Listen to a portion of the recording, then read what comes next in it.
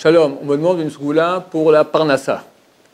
C'est qu'une sgoula, d'accord? Il n'y a pas de truc imparable que ça va, tu vas être riche. D'abord, c'est pas considéré être riche. Il faut être, c'est qui est riche, celui qui est heureux de ce qu'il a.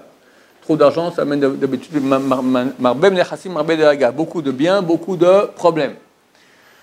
Il est écrit, celui qui dit Birkat Amazon avec joie, on lui donne sa parnasse, son gagne-pain avec joie. Donc c'est difficile, parce que c'est casse-pied, il faut dire 4 brachot, on n'a pas envie, on se met à rêvasser. Donc lire dans le Sidour, avec joie, avec intention, c'est le meilleur sougoula pour une bonne parnassa. Et de soit le Shabbat. Le Shabbat, c'est marqué que c'est la source de toute bénédiction. Quelqu'un veut être béni, c'est béni aussi dans l'argent qu'il a. D'accord? S'il ne fait pas le Shabbat comme il faut, il ferme la bénédiction et il est maudit, Hachem Mishmor. C'est la source de toute bénédiction. Donc bien faire le Shabbat comme il faut, bien l'honorer et être complètement déconnecté du monde matériel. Il n'y a plus d'affaires, plus rien, on est en Kedusha, on est en bonheur, on parle des vrais Torah, le Shalom à la maison, tout ça, faire attention au vilain Yetzer Hara qui veut nous casser tous ces beaux Shabbats. Notre Hachem, ça amène beaucoup de bracha dans la maison. Troisième chose, pour la parnassa, il est écrit que celui qui se lave les mains avec beaucoup d'eau, alors on lui donne aussi une parnassa abondante. Donc mettre beaucoup de kofet avec, vous pouvez y aller sans lésiner. Ça ne coûte pas cher, c'est que de l'eau. Quatrième chose, aser kedesh etit asher, donner la dîme de ses gains. Maintenant, il y en a qui disent, si tu veux être, ça marche, mais pas toujours. Et un truc qui marche beaucoup mieux, donner 20% de ses gains. Les gens qui m'ont dit, des gens pauvres, des anciens élèves à moi j'arrive pas à le faire personnellement, mais ils m'ont dit c'est dur, ils ont beaucoup moins d'argent, et je vois qu'ils galèrent, mais ils donnent le 20%, ils disent c'est fantastique, comme ça revient, et comme ça revient, et comme ça aide. Si ceux qui ont le capable de le faire, c'est génial. Alors pourquoi ça ne marche pas toujours?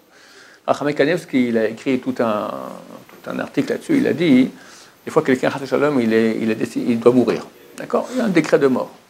Et des fois, parce qu'il prie, ou parce qu'il fait quelques mitzvot, il donne le mas, la tzedaka, ou il explique etc. Alors on a changé ça, pas qu'il meure, mais qu'il soit pauvre. C'est marqué, un pauvre considéré comme un mort. Donc quelque part, alors mieux vaut qu'il soit pauvre et vivant, plutôt que riche et mort, d'accord? Donc des fois, il doit passer par la pauvreté, ça fait partie, mais il dit, il ne se rend pas compte que on lui a donné la vie. Des fois, c'est une expiation des péchés. Quelqu'un a fait des péchés, des fois il doit souffrir des maladies terribles, et on a commuté ça à la place de maladies terribles, on a mis un peu de difficulté au niveau argent, d'accord? C'est beaucoup plus facile de supporter les problèmes d'argent que les problèmes de santé incurables, Dieu nous en préserve. Donc il y a beaucoup de raisons qui font qu'il fait toute une liste comme ça, donc c'est pas certain que ça marche. Une chose est certaine, quand Dieu envoie de la souffrance, c'est pour le bien. Quand tout va bien, on peut se poser la question, est-ce que vraiment je suis pas en train maintenant de manger les fruits du Mont Olam Abba? Quand ça ne va pas, c'est certain que c'est bien. Parce que de toute façon, on répare. Comme dit le Rav Shach, il ne faut pas demander les souffrances, mais quand elles viennent, il ne faut pas les refuser parce qu'on reçoit des millions de milliards. Des millions de milliards.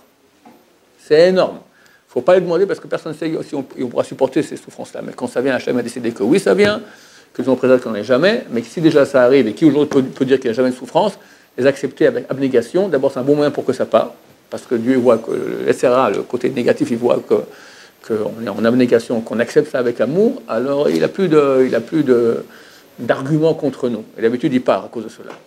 Mais si ça ne part pas, alors accepte avec abnégation, savoir que c'est un grand cadeau qu'Hachem nous envoie. Comme je dis souvent, je répète ici, ce sera un grand moussard pour nous tous. On dit à quelqu'un, je te donne deux solutions. Ou bien tu es riche pendant un mois, milliardaire, puis après toute ta vie, tu es super pauvre. Ou tu es super pauvre pendant un mois, après pendant toute ta vie, tu es super riche. Quelle option tu choisis? La 2.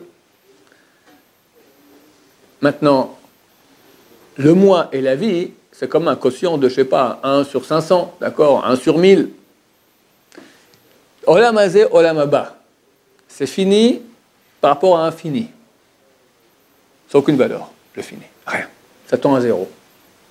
Mieux vaut des souffrances ici, apprendre un olam haba extraordinaire, qu'un olam hazeh extraordinaire et un olam haba miteux, malheureux, triste pour l'éternité. Dieu nous en préserve. Baruch Adonai, Amen.